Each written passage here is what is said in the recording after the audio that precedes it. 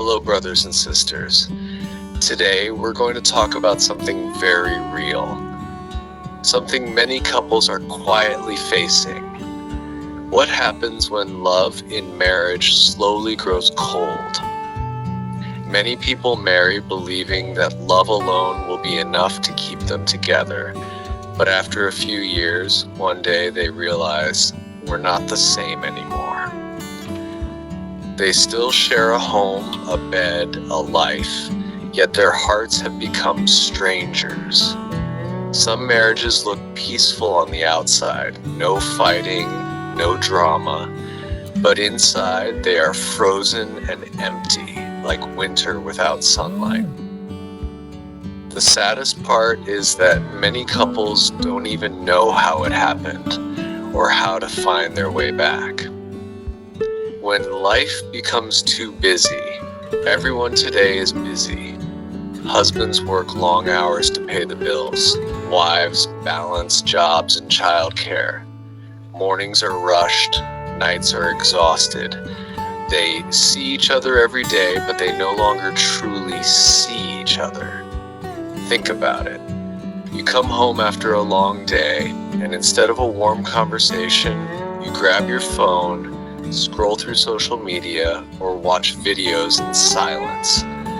Day after day, that silence becomes distance, and soon you realize you no longer know how to talk to the person who once meant everything. One husband once confessed, "My wife and I don't fight, but we also don't talk. We only discuss bills and the kids. Sometimes it feels like I'm living with a roommate, not my partner." Busyness doesn't kill love overnight, but it drains intimacy little by little, like a flame that dies because no one adds oil. When communication stops, a marriage rarely dies from one big argument. It dies from all the things left unsaid. When the wife feels sad but stays silent because she doesn't want to burden her husband. When the husband feels discouraged but keeps quiet for fear of being misunderstood.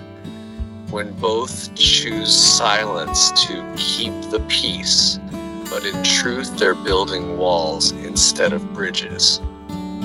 A woman once said through tears, "He used to tell me everything, his hopes, his fears, his dreams.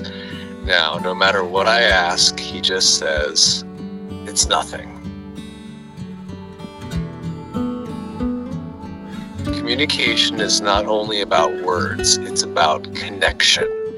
When you stop sharing your heart with your spouse, you will eventually find someone else to share it with. And that's how cracks begin to form in even the strongest marriage. When the virtual world replaces the real one. Today, people spend hours chatting with strangers online, but can't spend 10 minutes talking to their spouse.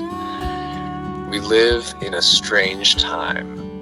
A world where we're connected to thousands of people online, yet disconnected from the one person lying beside us.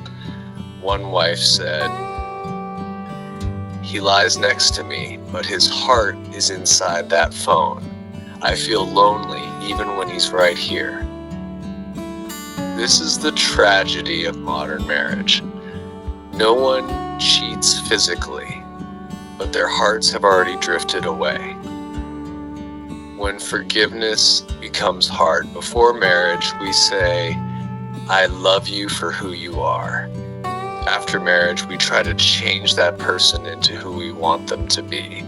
One careless word, one small mistake, one forgotten promise, and we hold on to it. Over time, our hearts fill with resentment instead of love. If forgiveness is missing, marriage becomes a prison. Two people trapped not by walls, but by unspoken hurts. When God is no longer at the center. This is the deepest reason of all. When we remove God from the center of our marriage, we begin to rely on ourselves, and pride, anger, and selfishness take root. But when we bring God back into the center, He teaches us to love the way He loves, with patience, humility, and grace. Marriage is not two perfect people holding on to each other. It's two imperfect people allowing God to perfect their love. How can we rekindle love again? One, start by listening. Take 10 minutes a day just to listen, not to respond, not to argue, but to truly hear. Sometimes the heart doesn't need advice, it just needs to be understood.